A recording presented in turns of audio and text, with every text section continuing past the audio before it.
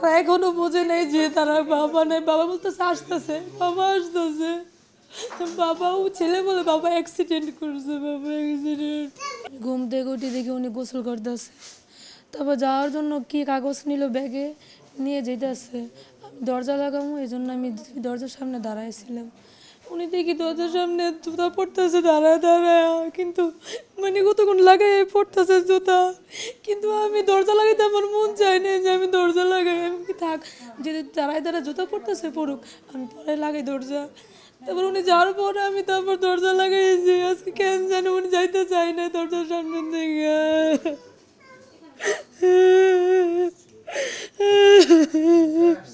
এখন আমার দেখার মতো কেউই নেই, আমার বাচ্চারা আমার দেখার মতো কেউ নেই। কে দেখবে, কে ওদের ভরণ পোষণ করবে?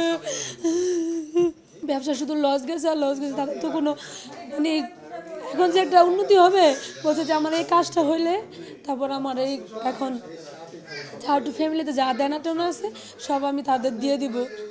এখন এটা বলতে বলতে থাকে আমার যে থাক কিছু হইব না, আল্লাহর রহমতে ঠিক হয়ে যাবো সব, আমার কাজ ঠিক হয়ে গেলে সব কিছু সমাধান হয়ে যাবে।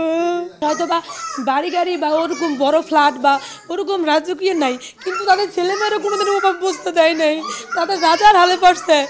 একটা একটা মানুষ যখন বিএপি-ভাবে চলে না, ছেলে মেয়েদের ঠিক সেম ওই বিএপি-ভাবে, এটা আমার মুখের কথা না, এটা আরও মানুষ আছে তাদেরকে জিজ্ঞাসা করেন, তাদের বিএপি-ভাবে চলাফেরা করাইছে উনি। উনি যে সাধারণ মানুষ, আমরা যে সাধারণ মানুষ তারপরেও কখনো উনি বুঝতে নাই, তাদের ছেলে মেয়েরা সবসময় বিএপি-ভাবে চলেছে। কোনোদিন একটা ছেলে মেয়েদের জন্য কোনো কিপটামানি করে নেই যে আছে না যে আমি এই এই 2 টাকা দামে জিনিসটা দিই না, কখনো না। সে আরও ভালো ভালো দিচ্ছে যে আমার ছেলে মেয়েদের আমি ভালো ভালো জিনিস দিই। তারা এখনো বোঝে নাই যে তারা বাবা নাই। বাবা বলতেছে আসতেছে, বাবা আসতেছে, বাবাও ছেলে বলে বাবা অ্যাক্সিডেন্ট করছে, বাবা অ্যাক্সিডেন্ট। এইগুলা দিলে কি হইবা? আমার হাজব্যান্ড তো আর ফিরে আসবে না, তাদের বাবা ফিরে আসবো, এগুলা দিলেও তো তাদের বাবা আসবে না।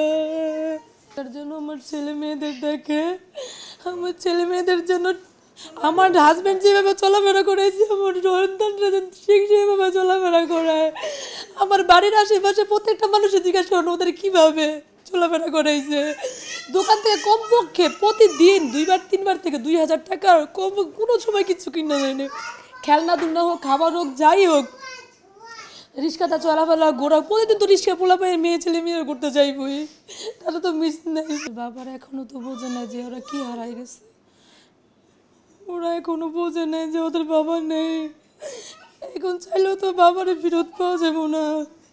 আমার ছেলে মেয়েরা যেন দেখে তাদের ভবিষ্যৎ যেন দেখে তারা যেন ঠিকভাবে চলাফেরা করতে পারে, আমি সেই জন্য সরকারের কাছে দৃষ্টি আকর্ষণ করছি যেন এনে কোনো সময় এরকম দুর্ঘটনা না ঘটায়। কারো যেন এমন স্বামী না হারায়, কারো যেন সন্তান বাবা না হারায়, কখনো যেন কোনোদিন আরে দুর্ঘটনা না ঘটে।